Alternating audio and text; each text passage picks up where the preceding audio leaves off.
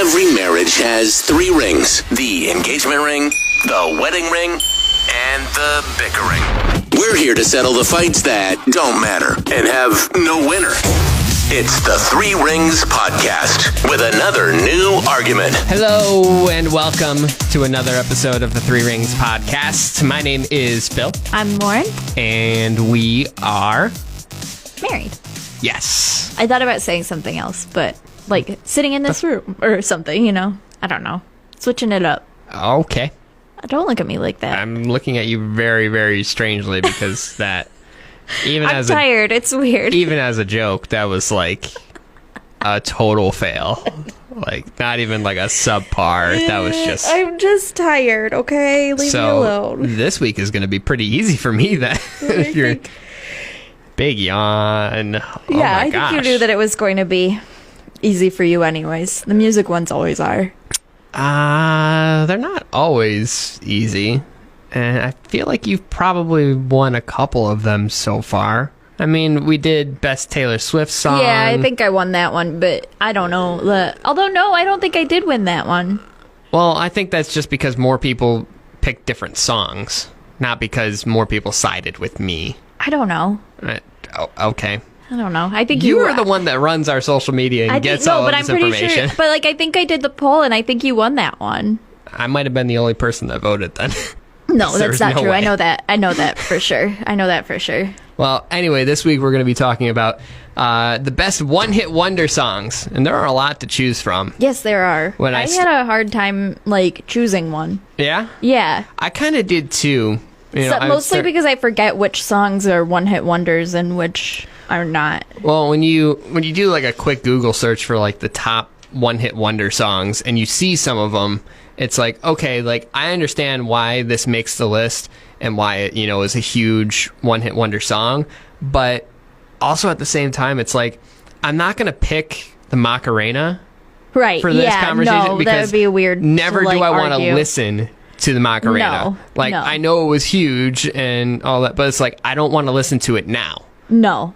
So there are a lot of songs that were like that where I feel like they don't merit arguing about this. No. We can agree, like, we don't want to hear Macarena. Like, I don't want to hear fucking Rico Suave. No. 99 Love Balloons. No, I don't really want to listen to that one. Like, I get that they were popular, but it's not what I'm here for, and we're not going to disagree on a lot of those. So, we had to take a little bit of a different route with it, but still staying true to the argument with all of this. So I guess we should probably shift it to, not exactly what was the best one-hit wonder song, but what's the best also tolerable one-hit wonder song, maybe. But there were a lot of tolerable ones. Like there were quite a few that I like looked at doing that I didn't end up picking. Like I looked at Flagpole Sitta. Okay. I looked at like Sex and Candy. Yeah, I mean, there are plenty of Possum Kingdom. My Own Worst Enemy from Lit. Yeah, right. I looked at a lot of those, but yeah, but I feel like when it comes to some of those, like since I'm around them so often, I didn't pick them. Like I went older. Like I was like I did too. I ended up going older too. Yeah, like I saw a few and I was like I could pick like Mambo No. 5. I thought about picking Mambo No. 5 too. I mean. Like, Lou Bega is like... When did that come out? It had to have been, like, mid-90s, right? I think it was late 90s that because we were out. young. I'm going to look it up real quick. Okay. So, Mambo No. 5, that is not what I want. That is, like, the original version. Came out in 1999. Okay, yeah. But here's the craziest thing. So, before we actually get into any of this... so that song came out in 1999, all right? Uh-huh. So we're looking at essentially 21 years ago? Yeah. All right. How old do you think Lou Bega is? Do you remember, now? Do you remember him in the video? No, not really. Okay, so I'm going to put up, sorry, this is like way off the tracks already. I'm just going to pull up a picture of him from the video. Okay. So this is him from the video, just so you can see this. Okay, he looks young. Okay, how old do you think Lou Bega is today? 50? No. Lou Bega is 45 years old. Shut up. For real? How old was he when it came out? He would have been, 24? Oh my God. Yeah, so he was a baby. Yeah. And so that completely blew my mind. I don't know how I had this conversation recently, but I had this conversation recently, and I looked it up, and I was like, he is still, only 45. Doing stuff? Like, I think he is. What's Lou... What's Lou up to? I don't know, but this is not what we're here to talk about on this week's podcast. We're not turning into a Lou Bega fan podcast. No, it's not Lou Bega Appreciation Week on I didn't know the he Three was Rings German podcast. Either. There's a lot going on with Lou Bega, and I kind of wish that I picked Mambo number 5 for Best One Hit Wonder at this point. Yeah, I kind of wish you did too. I'm not going to scrap mine, though. He released an album in 2013 called A Little Bit of 80s, which I'd have to assume is probably a... like 80s covers? Yeah. Yeah, probably. He currently lives in Berlin, Germany. Okay. But yeah, he's released albums like pretty consistently. 1999, 2001, 2005. He had a little bit of a break between 2005 and 2010, and then one in 2013. There you go. Way to go, Lou. Yeah. Keep doing you, Lou. So, while we're having this debate about everything not Lou Bega, go and listen to Mambo number 5 at some point today, I guess. Sure. And we'll listen to it on our way home. But we should get into like the actual debate for the best one-hit wonder song. Neither of us ended up picking Lou Bega. No. I ended up picking the Knack, My Sharona. Yes. Yeah. And you asked me if I was surprised by that. Little bit. Why did you think I would be? I don't know. I figured you would have suspected I picked something like a Mambo number 5 or like Lit or Harvey Dane, like we were talking about. I know you better. You play to win. I do play to win. There wasn't, because I looked at Flagpole Sitta and there wasn't enough to build an argument off of, so I knew that wasn't happening. Yeah. You need something that's got the numbers. Yeah. So what did you pick? I picked Come On Eileen. Okay. Yeah. Some Dexy's Midnight Riders or Runners. Yeah, Runners. Yeah. Sorry. Yeah. Yeah. So we both went 80s, right? No. No. When is My Sharona from? Wow, I guess I don't know. My Sharona was from 1979. Like 70s. Okay, like that's like 1979 though. Like I was close. Okay, so 99 is the 2000s. Almost. Almost, but not.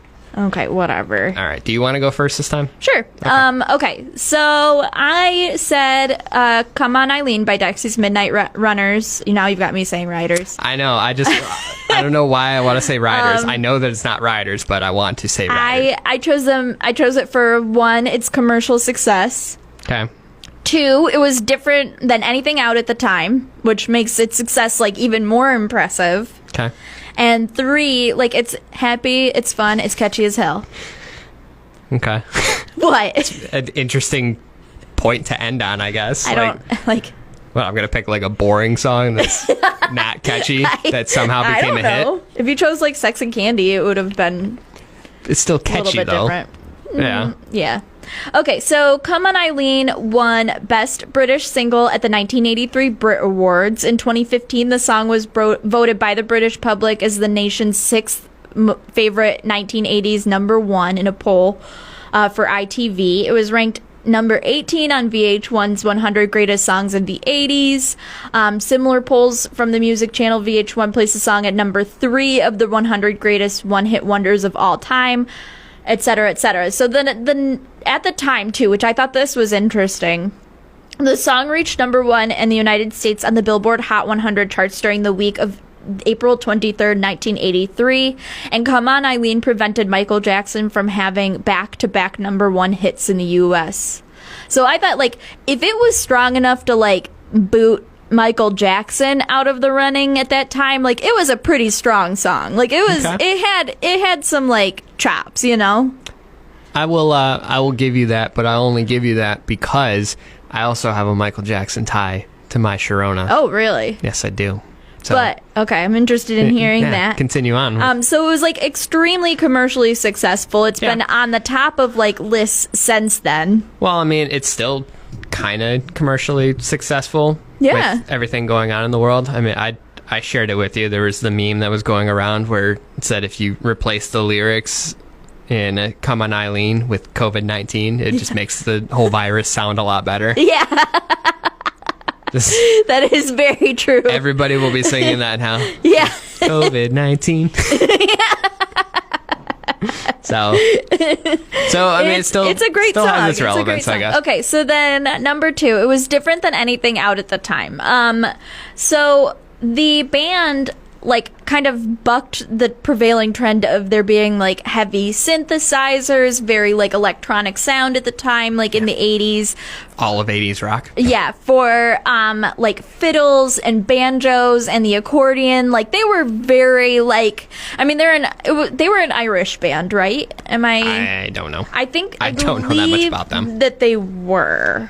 For the longest time, I will say this while you're looking it up, I thought that Come On Eileen was actually a song from the Beatles. Oh, for real? For like I guess I could kind of hear that. Years and years and years. I always thought it was a Beatles song. No.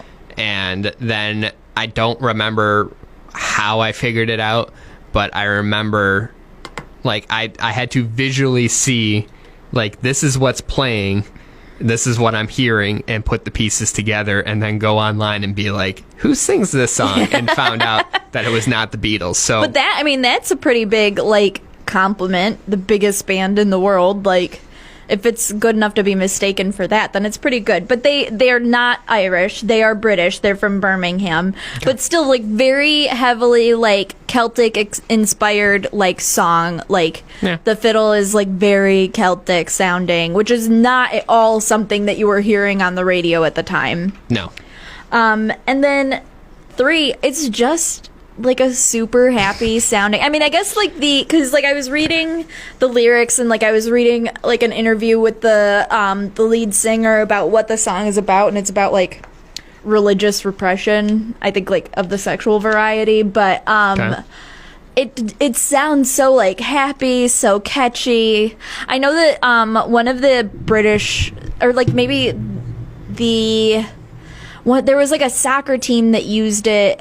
They wrote like "Come On England" like as like a soccer anthem one year. Like it's like a big deal. It's still a big deal. And that was in like that. I remember reading the thing about the soccer team. Like it was in like 2005. Okay. So I'm here for it. Come On Eileen. I mean, I'm not saying I have anything against Come On Eileen. Like it's a great song. Like obviously like all the accolades and all of the like still current success that it gets, it's good. Yeah. I don't think that it's better than My Sharona from the Knack. Okay. I just can't. I disagree. I really don't like My Sharona. I think it's kind of annoying. My mom is gonna hate you. It's not true. She won't hate me. Are you sure? I'm pretty sure. Fun fact, I guess this can be like my first point. This is one of my mom's favorite songs. Is it really? Yeah. So. Oh, sorry. Yeah. Sorry, Mom. Watch your damn mouth. But my main points, the legacy that the song has had up until now, pretty strong. The success that it had upon its release, also very strong. And also the impact on music after it was released is a really big point. And that's going to be like... That's going to be what I really hit hard on. Yeah. Okay. That's what I'm going to lean on the most. But My Sharona, it was the debut single from the Knack. The writers of the song, they released it in 1979 from the album Get the Knack. It reached number 1 on the Billboard Hot 100 singles chart. And it stayed there for 6 weeks and was number 1 on the Billboard's 1979 Top Pop Singles year-end chart. It's certified gold by the Recording Industry Association of America, representing 500,000 copies sold, and it was Capitol Records' fastest gold status debut single since the Beatles. I Want to Hold Your Hand in 1964 was the fastest selling gold status debut single up until the Knack. So pretty good on its initial release right there, but there have also been many parodies that have been made of the song, which, I mean, is just very easy to do because of how it rhymes with so many things. So, I mean, you look at, especially right now with 2020, with Coronavirus, Corona, Sharona. Yeah. Even the Knack did their own version of the song virtually talking about coronavirus. Just found out something that like blew my mind. What's that? Did you know, like, this is like a very specific Michigan reference, Okay. but so the lead singer is Doug Fieger. He's from Yes. Oak Park, Michigan. Okay. He's Jeffrey Fieger's brother. Really? Yeah, isn't that weird? That's weird. Is Jeffrey, Fieger. for people not from our area, Jeffrey Fieger was the attorney who represented Jack Kevorkian. Yeah.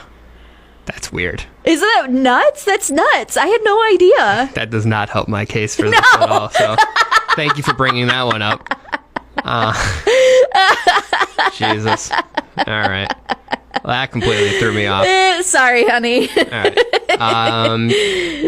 Well, I guess I'll just jump right back into it, pretend that didn't happen. So since the song was released in 1979, it also re-entered the Billboard chart 15 years after it was released. It was included on the soundtrack for the film Reality Bites in 1994, where it made the chart again. So outside of what I kind of discussed earlier with reaching gold status, as the fastest song in 15 years for Capitol Records, My Sharona had an immediate impact on the music industry, and most critics said that it had that same kind of buzz that was around like the Beatles in the 60s when they first came over to the States. They got that same kind of vibe from My Sharona when it was released. But the biggest thing that you can really attribute with the song is the impact that it had after it was released. It was actually the inspiration behind one of the greatest songs from one of the greatest artists of all time with Michael Jackson. Remember, I told you I was going to bring it all back to that. Okay, what song? Beat It. Really? So when Quincy Jones was helping produce the Thriller album with Michael Jackson, both of them used My Sharona as the inspiration for something that was more rock and roll driven for the album. Okay. So that's where Interesting. That's where the inspiration for Beat It came from. So a throwaway song from Michael Jackson right there. So yeah, pretty impressive there. Also in 2008, My Sharona was ranked in 2 different Billboard 50th anniversary charts where it ranked 75 on the Billboard Hot 100 all-time top songs and number 16 on the top Billboard Hot 100 rock songs. And that's not just one-hit wonder songs, that's songs of all time. And I talked about the different parodies and stuff, especially right now with coronavirus, very easy to rhyme. But even before that, there were different cover versions from Weird Al Yankovic, from Cheech and Chong. The Dead Kennedys used it for a political song as well. So, pretty awesome. It was also included, like this one, not as cool. Everlast and DJ Lethal sampled it. I have no idea who. I mean, I know who Everlast is, but I don't know who DJ Lethal is. DJ Lethal was the DJ for Everlast. Okay. So they come together. All right. But the song was sampled for I Got the Knack. But what I will say is more impressive when it comes to sampling, the song was also sampled for It's Tricky from Run DMC. I will have to re-listen to It's Tricky because I don't just thinking of the song in my head, I don't hear the tie-in. Yeah, well, it was sampled. So some pretty big songs that it was, not so much Everlast, that's but impressive. It's Tricky and also Beat It. Big inspiration I for don't both know. of those. If you were in the car, you would really, and one station was playing My Sharona and the other one was playing Come On Eileen, you'd really listen to My Sharona over 100%. Come On. Really? The guitar sounds, the build-up in that song. How? And I would rather listen to the longer extended version, like the original extended version of My Sharona, which is 7 minutes long. Shut up, for real? I'd rather listen to that than listen to the radio edit version, because the build up, all of that is fucking gold, and it's genius. For 1979 to have something that good, That's why I picked My Sharona as my top one-hit wonder song. I'm not of all buying time. it. It's not. I mean, not like, buying but it. okay. Here's the thing. I am a sucker for like the violin and fiddle. So like, I guess we can see why I picked "Come On, And Eileen." it comes down to musical taste. Yeah, but it's definitely "Come On, Eileen" is definitely more my style. But yeah. I think most people would choose "Come On, Eileen." We'll find out because we're going to be posting it on all of our social media and everything. But I think that more people will go with the song that has that fucking just gritty guitar in it. Still, like, I'm never gonna get over the fact that the lead singer is the brother of Jeffrey Feiger. That's bizarre. Nuts. He passed away, like the lead singer did. Yeah. But like, what? It's bizarre. It is bizarre. You can stop bringing it up though, because I don't want people thinking about that. For any of When this. you think of My Sharona, think of the Feigers. When you think of "Come On, Eileen," think of something better. I don't know if this is going to be a deterrent for people other than like who are from our area. I mean, I don't know. We'll find out. You though. just gotta Google Jeffrey Feiger. Just don't fucking do it. Just if you're going Do to be it. online. No, you gotta do No, it. You gotta do it. No, go to our social media. Google Jeffrey instead. Feiger. Go to our social media where you can vote on all of this. After you Google Jeffrey No. Feiger. Stop with fucking Jeffrey Feiger. Nobody cares about him. So you can tell us, do you think that the Knack, My Sharona is better, or do you think that "Come On, Eileen" is the better one-hit wonder? Or tell us your favorite one-hit wonder song. Should we have picked something else? And you should can we have find picked us. Mambo number 5? Should we? I think we can both agree we should have. We picked. should have probably picked We Mambo should number have picked 5. Mambo But number 5. if both of us were going to say that, there's no real argument to take place with this. It just becomes a Lou Bega fan podcast. It really does. If you were We're going to not here make a for it. podcast about Lou Bega, what would you title it? I don't really know. Oh, podcast number 5. That's weak. It's so weak. Tell us, pitch us your name for a Lou Bega fan podcast. No, nobody cares. Nobody gives a shit about this. Focus on the topic at hand. Focus on this I topic. think we're missing a golden opportunity here. I think we're not. It's been 7 years since he put out an album. He's a one-hit wonder. I want to know what 80s songs he chose to cover. Oh my God, look it up on your own time. I will. You bet I will. Fuck. You can Jesus. find us at 3 Rings Pod. That's THREE Rings Pod on Facebook, Instagram, and Twitter. Please rate and review us on Apple Podcasts and share us with your friends. That's really helpful. Yes. You can find us wherever podcasts are. Yep. And, Apple Podcasts, Google Podcasts, Spotify, YouTube. Tune in. Yep. Yep. I think. No, I we're don't not know. on TuneIn. Maybe not on We're not TuneIn. on Maybe you TuneIn. can't find us anywhere you find podcasts. You can But find us in most places that you find podcasts. There's really no excuse. Just saying. you can find us in more places than you can find Lou Bega's 80s cover album. Yeah, you can find us. So, Yeah, Google Jeffrey Feiger and then let us Shut know up. which one-hit wonder song is your favorite. We will see you next week. fucking hell. Bye. Thanks for listening to another weekly episode of the 3 Rings Podcast. We'll be back next week with another new argument. In the meantime, follow us on all social media platforms at 3 Rings Pod. Join in the argument and tell us who's right, who's wrong, or why you have the right answer. Whatever. Just tell us stuff.